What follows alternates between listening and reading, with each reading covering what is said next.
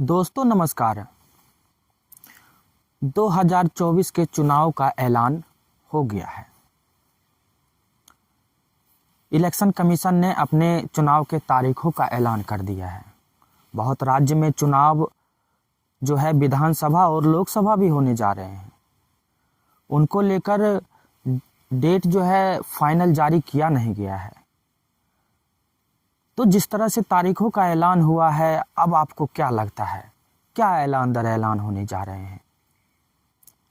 जिस तरह से नरेंद्र मोदी जी जो राम को लाए हैं, वो जो है अब सरकारी टैक्स पेयर के पैसे से नहीं घूम पाएंगे। वो बेगूसराय बेतिया वो योजनाओं का शिलान्यास करने के लिए आते थे, लेकिन वो शिलान्यास जो है रैलियों में तब्दील कर देते थे। उनका अपना मनमानी चलता था। अब जो है वो जो रैलियां करेंगे वो पार्टी फंड की तरफ से आएगा। जो पार्टी फंड जो है सबसे ज़्यादा बीजेपी को ही मिलता है।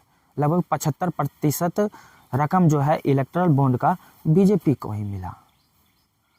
तो आपको क्या लगता है 2024 का चुनाव जो है क्या परिवर्तन लाएगा कि नहीं लाएगा?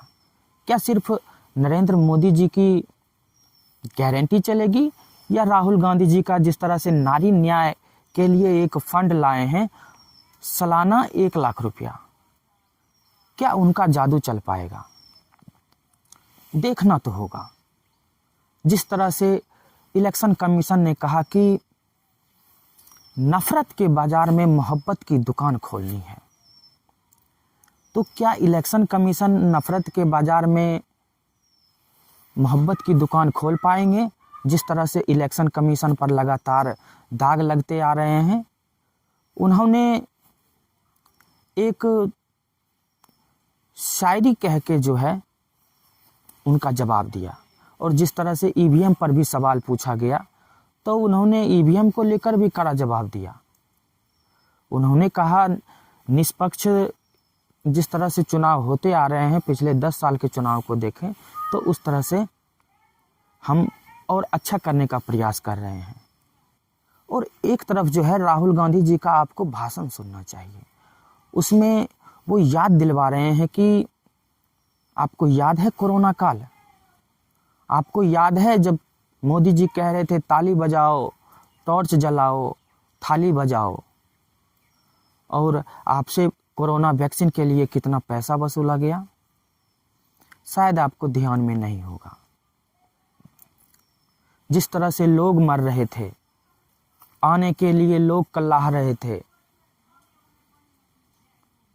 लोग अपनी जमीन बेच दे रहे थे अपने जगह आने के लिए। कितने लोग मरे कोरोना काल में, उस बात का जिक्र कर रहे हैं। उस वैक्सीन का जिक्र कर रहे हैं जिसके तहत इलेक्टोरल फंड आया, जिस कंपनी के तहत इलेक्टोरल फंड आया। लेकिन वो आपको नहीं दिखाया जाएगा। राहुल गांधी का जो है क्या कहते हैं नहीं कहते उनको तो दिखाया ही नहीं जाता। मीडिया का हालात ये बना हुआ है कि अगर वो पक्ष को दिखा रहे हैं, अगर मोदी जी को दिखा रहे हैं, तो वो फिर विपक्ष को ये नहीं कहते हैं वो दिखा नहीं रहे हैं या फिर विरोध कर रहे हैं, वो दिखाना ही बंद कर देते हैं। हिंदुस्तान में 50 लाख लोग कोविड के कारण मरे हैं, आपको पता तक नहीं लगा।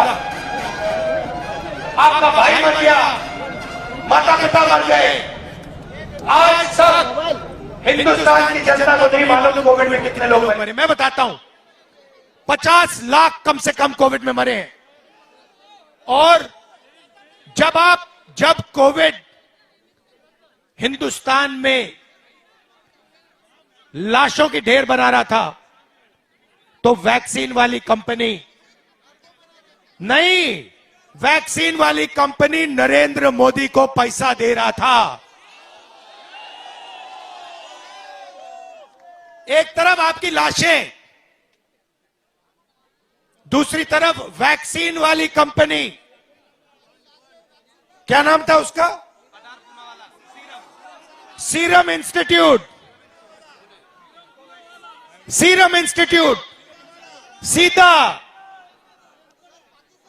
सीधा नरेंद्र मोदी जी की पार्टी को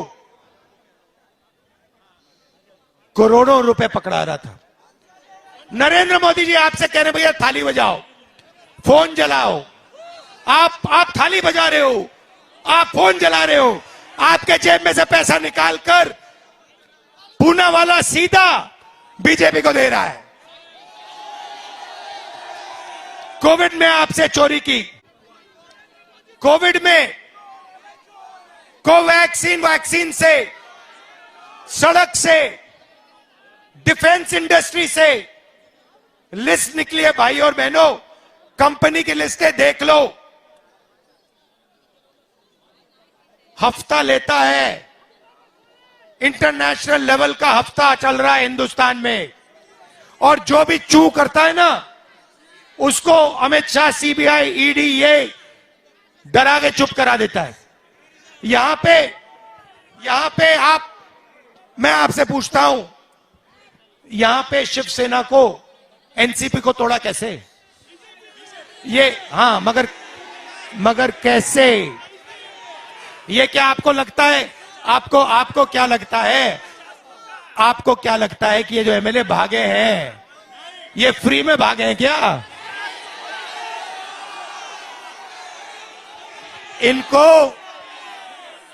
इनको सबको नरेंद्र मोदी जी की सरकार ने फिट किया है। इलेक्टोरल बॉन्ड में हफ्ता लेते हैं और फिर महाराष्ट्र की सरकार तोड़ते हैं, गोवा की सरकार तोड़ते हैं। तो क्या लगता है आपको कि मोदी जी की गारंटी इस बार सफल होगा, कि जिस तरह से युवाओं के बारे में सोच रहे हैं, प्रत्येक महिलाओं के बारे में सोच रहे हैं, आरक्षण के बारे में उनको अधिकार दिलवा रहे हैं, वो आपको हकीकत का रूबरू करवा रहे हैं? दरअसल ये एक भाषण जो है आपको सुनना चाहिए। मोदी को आपसे वोट लेकर अपने परिवार के लोगों के लिए कुर्सी और अपने परिवार के लोगों के लिए बैंक बैलेंस की व्यवस्था नहीं करनी है। मोदी का तो परिवार 140 करोड़ देशवासी है, और न ही मोदी को कुर्सी पर बैठ करके सत्ता सुख भोगना है।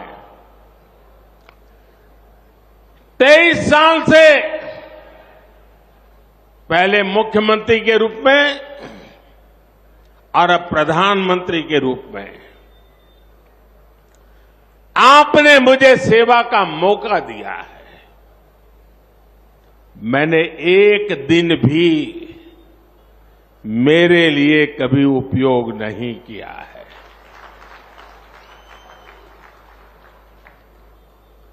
अगर मैंने कुछ किया है, अगर मैं जिया हूं,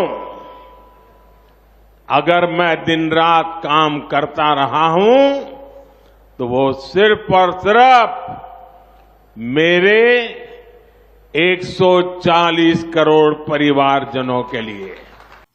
तो क्या 2024 में जिस तरह से मोदी जी की गारंटी है और वो जिस तरह से दक्षिण भारत में वो कह रहे थे कि मैंने पल पल आपके लिए जिया है,